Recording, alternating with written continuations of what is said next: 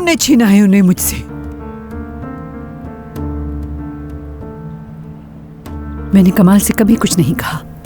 मैंने ऐसा जाहिर किया कि जैसे मुझे कुछ पता ही नहीं। लाख पूछने के बावजूद भी मैंने बंद रखा अपना मुंह। कई दफा अदाना भी गई मैं, दूर से तुम्हें और तुम्हारे बच्चों को देखा, लेकिन कमाल को इस बारे में कभी नहीं बताया।